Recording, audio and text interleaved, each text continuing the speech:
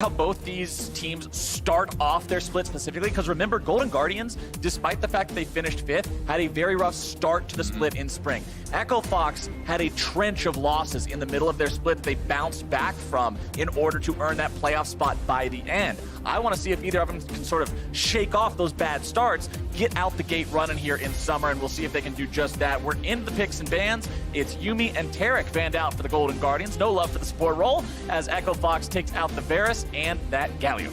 Yeah, I mean, I think it's important to point out, as you say, Golden Guardians started 0-4. It was also a 6-loss streak for Echo Fox, kind of when they had swapped away from Rush. They then kind of went back to him and started to have that success again. Now, obviously, having settled on Rush, but having shaken up a fair bit of their roster after making playoffs. I have been hearing that they're doing very well in scrims, that these guys are certainly performing and kind of earned their slots through their scrim performance. So it'll be interesting to see what Yusui and Lost in particular are going to be able to bring to the table here in this first game of the LCS. Well, the last couple of bans are going to be the Aatrox and the Jace, and a very quick Irelia lock-in for the side of Golden Guardians. All right, so Irelia coming out certainly feels more like, I would say, a Hauntzer champion to me. Froggen has been traditionally much more of those kind of late game scaling, control mage style of champions that he has really been going to.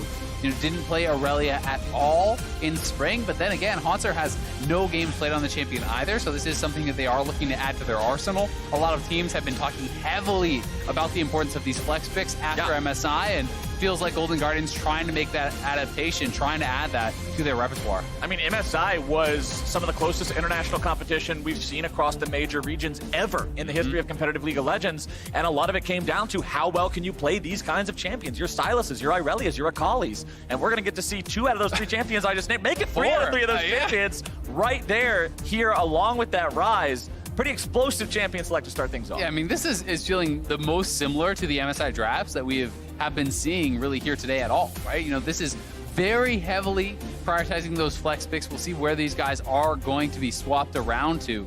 The early Ezreal pick kind of tells me that they want to play safe on the bottom side of the map, that they want to be playing heavily to these solo lanes. That is going to be the bread and butter, and Rush grabbing this Rek'Sai is going to give them an easier time to be able to play towards those solo lanes. We already know how strong the gank assist is from Ryze with that empowered W. That root is so long, and that, when teamed up with that Rek'Sai, is going to be really, really powerful. So Echo Fox are going to have the ability to target down some of the jungle picks from Contractz and try to have preferential 2v2s around these solo lanes. I especially like seeing this pick on a guy who we heard from right before the game saying he's not going to play slow and passive even if everyone else does. That's what I want to see on a Rek'Sai player. Play aggressive, play early, play fast. As Kalista and Sejuani will be banned away, Echo Fox looking towards that pool of Contractz. As you said, they don't want to deal with this late game scaling meatball of a team fighter that's just going to have engage, going to try to avoid the fights early on.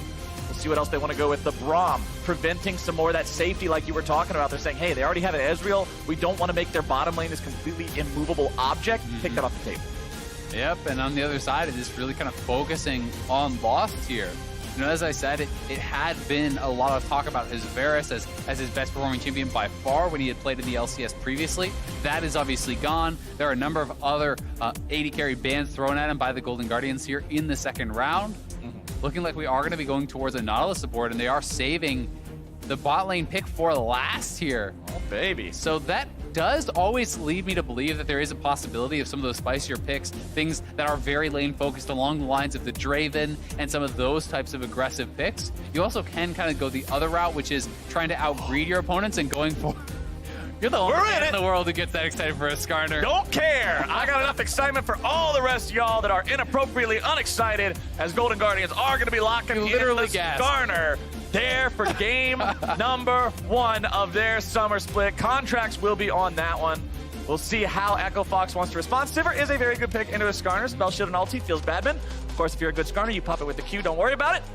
Just there you go. There you go. Dropping some knowledge on us. And Sivir also, I do think, kind of the other option when you're going up against Ezreal, if you don't want to try to play something like the lane bully, you can try to essentially outgreed. You can look for those scaling options. Sivir is certainly that.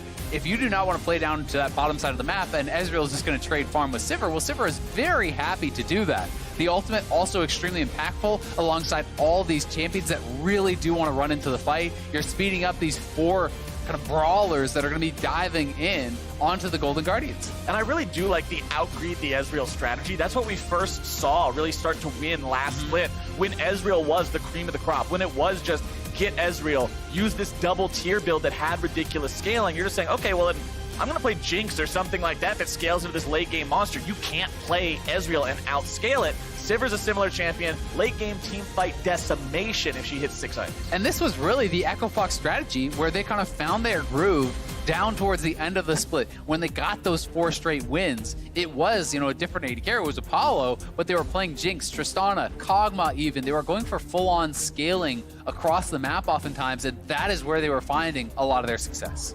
All right, as we load into this game, I'll go ahead and tell you guys who's on what, since it was so many flex picks. It is the Sylas versus Akali top side. We got to see plenty of this matchup during MSI, and then it's going to be Ryze against Irelia there in the mid lane. Froggen, a guy that has done so much heavy lifting over the course of his career. Back in the days when he was on Echo Fox, it was the everybody give all the money to Froggen strategy. Not quite as much Froggen-centric here on Golden Guardians, but if you remember when they started to find their wins just last split, he was responsible for a lot of that work with his Karthus play. Yeah, Froggen had played fantastically well for Golden Guardians last split, but I do think the Irelia is a very big change in playstyle, because traditionally when he is at his best is at those champions that want to trade farm, that want to scale to the late game, and Irelia is much more of that proactive style champion that wants to be getting aggressive here.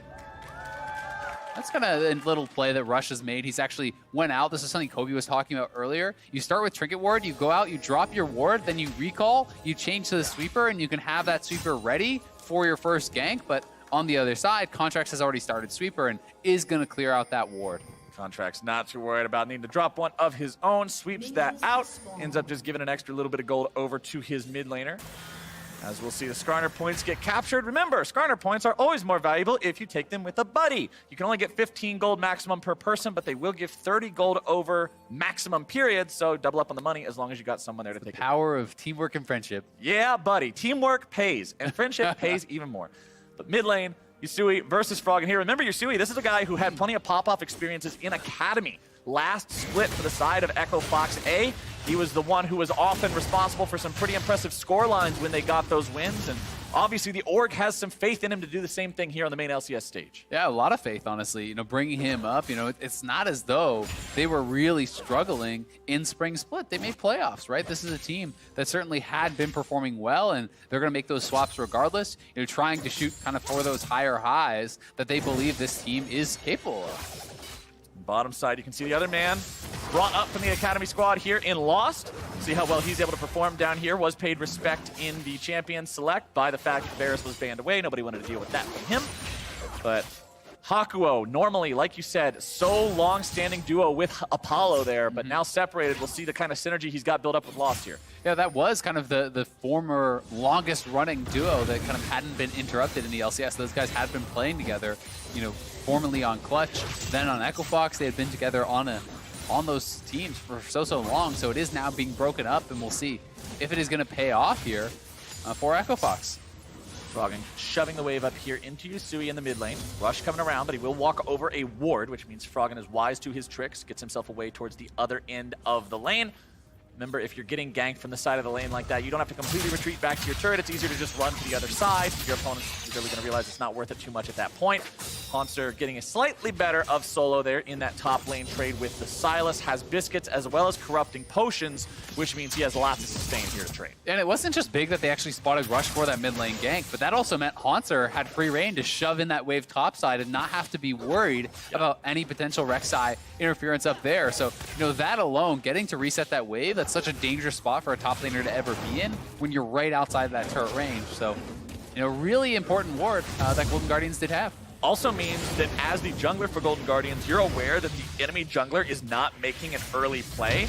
And as Predator Skarner that doesn't have your boots yet, you're not that effective of a ganker. So not worrying about having to match that, just continuing to farm up instead feels good for him. He did go back to base and get the boots now, so those Predator ganks will be online as Rush moves into the Golden Guardians jungle, but will not find a chicken camp to steal. And a nice little trade there from Froggen, who still has his TP. Yusui had already gone back to base and TP'd. He came right back into a stun from Froggen, so he gets one of those potions out early. He gets a little bit of trade damage down, and it's always so nice when you still have your teleport to be able to kind of dump your resources and pressure their health bar or mana bar a little bit before you then come back with your teleport to try to really make good on that advantage. Absolutely. Both our top laners, though, still having teleports. You can see Solo wanting to push up here, make sure this wave collides with the turret, then give himself the opportunity to get back. He knows Hauntzer is pretty low on mana, so there's not really a chance there for the Sylas to try to go all in on him, especially with neither of them having an ignite like you might see in solo queue. Not too worried about the death potential there, as bottom side, Lost is doing what Sivir does, shoving this Ezreal lane in, but when you draft an Ezreal Tahm Kench lane, you expect to be getting pretty familiar with the sights, sounds, and scenery of your turret. Yeah, you definitely do, but you know, it's not a place you like to be against Sivir, who's going to be able to shove you in so quickly, who's going to be outscaling you. You know, there's so many advantages that Echo Fox is going to have if you're just sitting patiently in that 2v2 on the bot side. So we will see what Golden Guardians can get done elsewhere on the map. Certainly there's no pressure just yet for them to have gotten something done, and Skarner is coming down here now. Predator has already been popped. Olleh trying to go after it, make sure he gets the gobble. The flash has already been used. Hakuho is going to be stunned up. The damage comes down. More coming through. And first blood over to Contractz. Yeah, very nicely done there from Contractz. And Hakuho wandering into the river there, but Tahm Kench has so much staying power when he gets on top of you. The stun into the Devour bought so much time for Contractz to get over there with those Predator boots and clean up that kill. Getting that on to Contractz means he will be able to get himself off to a much faster start. Anytime you can grab a kill with Skarner before having the ulti always feels really good, because that's what the champion's known for. But let's take another look at how they set this one up here. Olleh getting some licks. Yeah, exactly. There's just so little way to actually escape. He dropped the exhaust very early for the slow, then Flash gets that Devour after the third stack, and once Contractz arrive, there's no chance that Nautilus is ever going to get out of there. Contractz now picking up his blue smite as well, means he'll be able to set up those plays much more easily to land subsequent E's and make sure he can land the stuns with them. Rush is level 6 to Contractz' level 5. Rush took advantage of the fact that he was able to farm up while his opponent was making the gank happen. Of course, you would rather have the kill under your belt, but that will be an edge he has if they get into a 2v2 before Contractz hits the ultimate himself, but he is very close. A little bit over half. Should take one more camp. Once he grabs this red buff on the second spawn, should give him exactly what he needs. Both junglers also having a flash, as solo laners will be hitting that level 6 point. All of them already there, except for Yusui on this Ryze. We could see some big plays coming out there. Nice stun. Froggen makes sure he lands that one, but doesn't want to go any deeper. Yeah, it was a well-timed route there from Yusui, and Hauntzer's making the roam down, but Rush is here. This would be a dangerous dive. And they managed to get themselves out of trouble. They notice what's happening before they make contact underneath the turret. If that damage would have come out, it could have gone a lot sketchier. Yeah, it could have gone really poorly there. You know, it's a nice roam, though, from Hauntzer. He had already pushed up the wave, so he's not really losing much of anything for making that move. And had Rush not been in the area, that's a potential dive you can pull off. So I do like the attempt. And also that they are trying to be proactive when top lane, you know, is going to be pressured kind of in these earlier levels. It does feel like Sylas is getting the worst end of these trades. And Froggen is already out to a very strong lead, so if you can get him snowballing, if you can get that early kill for him, he can take over. You can see Golden Guardians now going after the Ocean Drake. They are walking over the Scuttle Crab, so Echo Fox will be aware of the fact that this is being taken. Rush gets himself licked there by Olleh. Contractz with the smite secure to make sure they've got that one taken care of. Deftly now could be in some trouble. Him and Contractz are going to have to get out over the wall. Contractz goes over, Deftly goes over. Olleh's there to gobble him up. Rush is not able to find what he's looking for. Instead, going to be pulled back. The damage is Here's down. Solo. It's 1-for-1, but Solo's made his way into the fight now, too. Olleh, no flash. Remember, he had to use it earlier to find the kill onto the enemy support. Froggen now going to be grabbed up. Hakuho making sure they're able to continue that initiation there. Golden Guardians getting themselves away, and it will be a 1-for-1.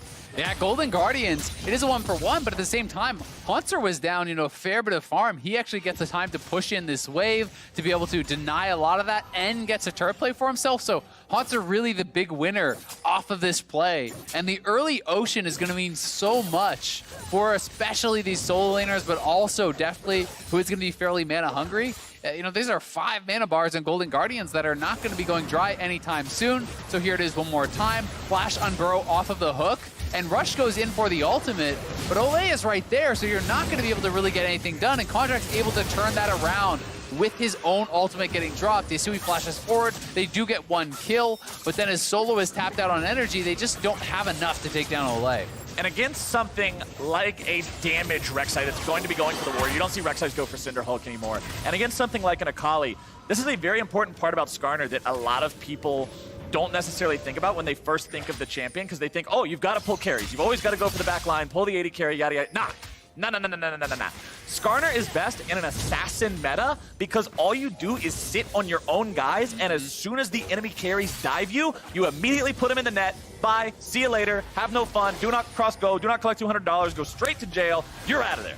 That's exactly what the champion's looking to do, and it makes it oh so easy, and it makes the QSS tax that much more stressful for the likes of Rush and Soul. Yeah, it really does. And, you know, I was just laughing at the fact that Rush tunnels in, tunnels immediately out, like, whoop! It's like, all right, see you later, boys. Maybe getting caught out here again, but they're looking to wrap around on Yusui, who has done a good job of absorbing some of this pressure, but I do agree, you know, it's not even just the Rek'Sai. Really, any of these champions that are moving forward, you can actually just drop your ultimate on the Akali. Ryze is relatively short range. If you're able to grab Server, sure, that's jackpot, but you can grab any of the members from the top side of the map, the soul laners or the jungler, and focus those guys down. You know, Akali relies so much on her Shroud and being very evasive to actually have that survivability. She doesn't have those straight up kind of tanky stats, so if you can alter out of that, you get knocked down so easily. And it used to be very difficult because at the rate the champion refreshed in the Shroud after exposing herself to do damage, it was very difficult to actually grab her. She would go back into the stealth and your animation would cancel itself. Since the changes to the champion, the nerfs that made it so she stayed visible long enough for turrets to shoot her, etc., Skarner tail is a lot like a turret shot. It will kill you dead. And that means if she does pop out of the Shroud, it's very easy for her to meet her fate that way. But Solo is currently slightly down in this matchup. Will be mostly even on CS as long as he farms up this whole wave. Hauntzer nearly having the Proto Belt complete, but not having the item fully done is pretty big as he does not have the active. And you can see Contractz here doing what Skarner also does very well, soloing down neutral objectives. Yeah, using those Spires, all the additional attack speed is so powerful, honestly. When you are sitting on that Spire, you can solo things out very effectively. People don't realize how much stats this actually gives him. At level 7, he gets 74% attack speed from being on a Spire. It is a ton. By the time you get to level 18, you get 140. So next time you try to fight Skarner on the Spire, remember how much attack speed that gives. As topside, it's Froggen looking to make a play here onto Solo. Wants the stun, won't be able to find it. Contractz now up here into the top side as well, using the Predator. And because Solo knows that, he's getting himself away. Shelly's going to be summoned. This is plate money.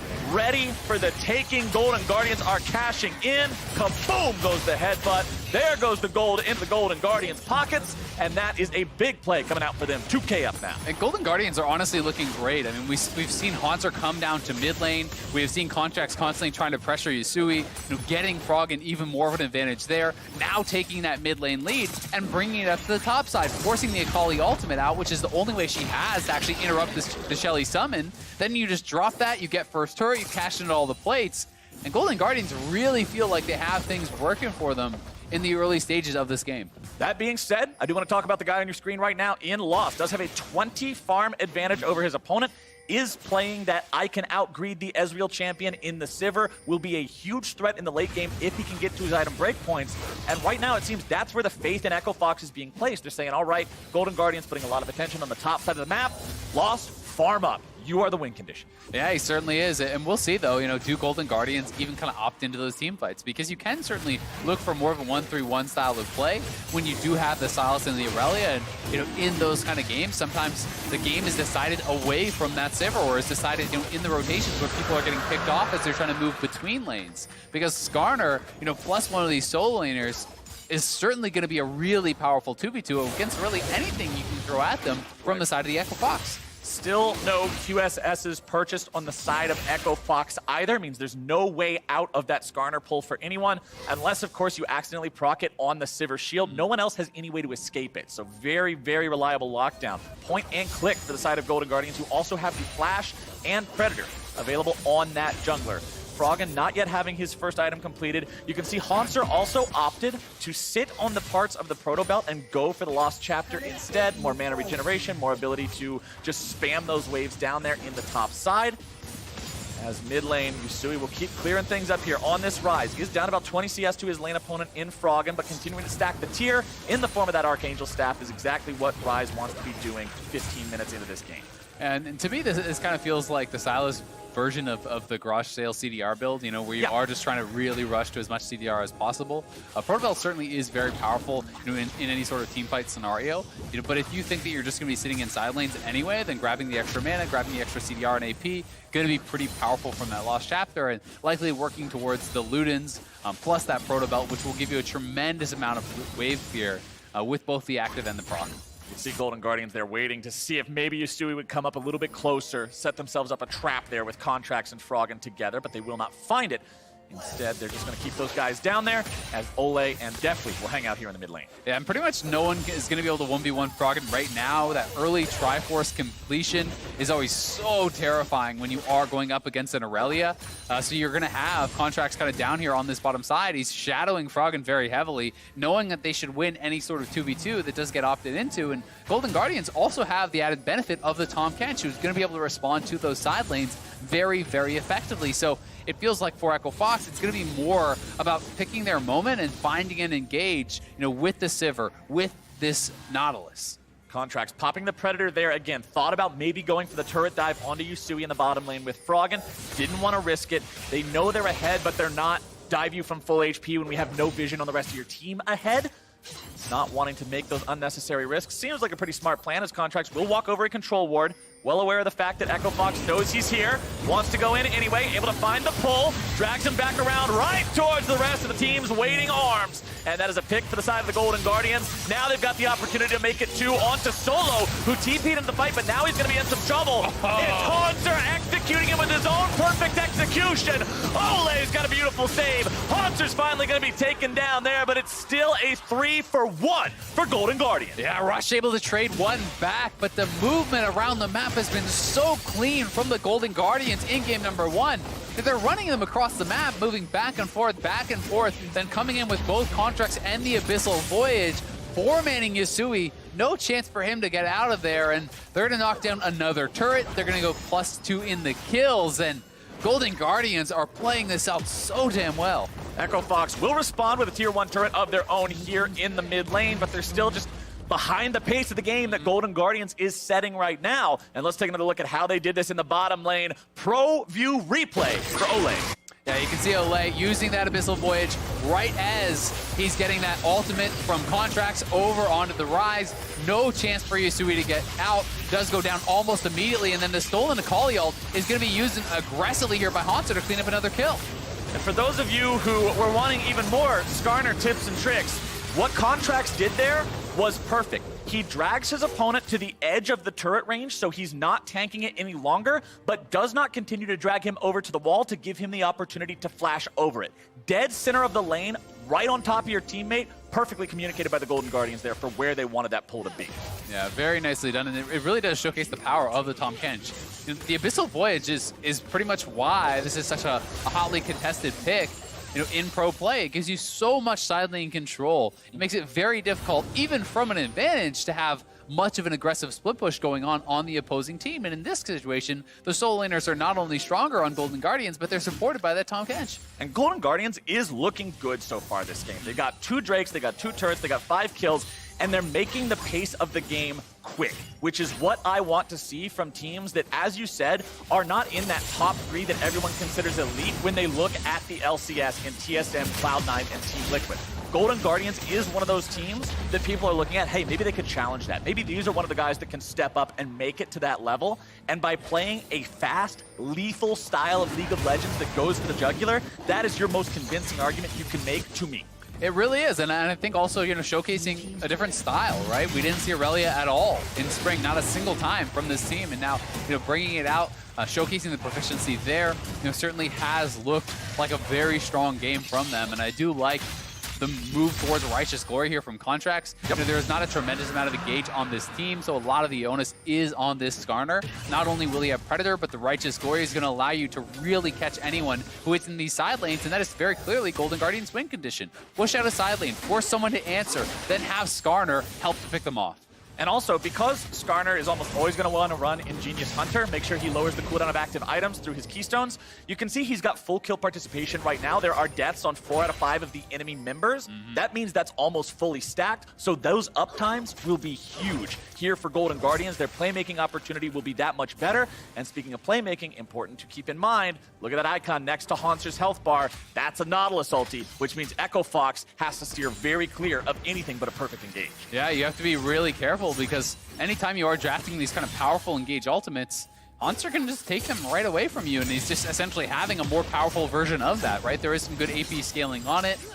Hakuho not only going to be lower level, but not going to have the luxury of building up that AP, so the Sylas is going to have some pretty powerful ults to actually choose from. I think Akali is very powerful, Nautilus, and Sivir, alongside a lot of these melee kind of champions who want to charge in, like the Skarner and the Irelia, is pretty damn good too. I mean, we saw Hauntzer execute solo with his own Akali ultimate in the last fight in bottom lane. Clearly, he knows exactly which tools are available at his disposal. Froggen farming up here in the mid lane with that Trinity Force he's had for a while. Needs about 50 more gold. This Cannon Minion should do it, and he'll go back to base, pick up the Sterix Gauge, and that just opens up a whole new level of team fighting for Golden Guardians, as Froggen can dive into that backline, not worry about being blown up by the high burst of the champions like Ryze and Akali, and it's just that much harder for Echo. Yeah, I mean, Sterix makes it so tough to actually burst down the Irelia, especially in conjunction with that W. And yes, it doesn't reduce the magic damage anymore, but still, Sivir as well as Rek'Sai are going to have a lot of their damage cut down by that. And the fact that you are so evasive, dashing around the team fights, makes it difficult to get that consistent damage down on an Irelia. And it's one of the most difficult champions to take down from ahead. Oh, Olleh managed to get the lick there, but Solo escapes with good use of the ultimate and the Shroud. Doesn't even have to utilize the flash to get out. Very important to have that summoner still ready to go, but without the ulti, Akali's teamfight threat is significantly reduced. Recognizing this, Golden Guardians stick around at least long enough to get a little bit of damage onto this tier 2 turret. Contractz did use the Predator back there. Righteous Glory also currently on cooldown.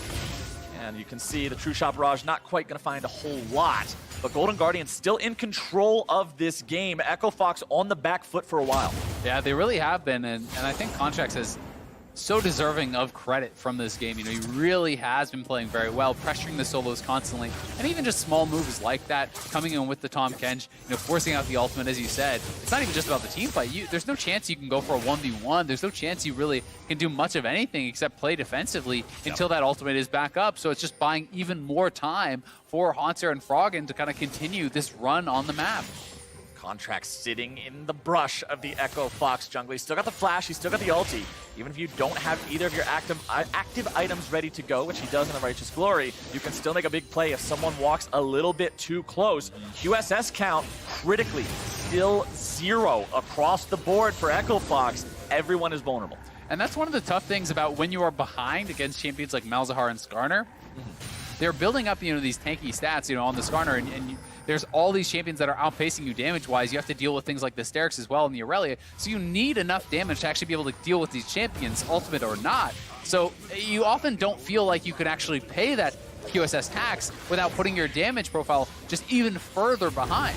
It's the double-edged sword of being a champion that's hard countered by a QSS. It feels bad when it's easy for them to afford it because you think, well, how do I make a play now? Yep. But when it's really stressful for them to afford it, you feel like you're doing so much more damage to their economies than anybody else could hope to do. Definitely will grab up the blue buff for himself here on the Ezreal. Does have that Muramana completely stacked, so the poke will be real here if Echo Fox comes anywhere close. And certainly something that is a positive for this Echo Fox squad is the fact that we see IE and Essence Reaver completed. Hakuho going to get grabbed, but no one else is here just yet. Yeah, that was a little ambitious from Contractz. Goes after that one and tries to pull him, but not going to bring him to any nearby allies just yet.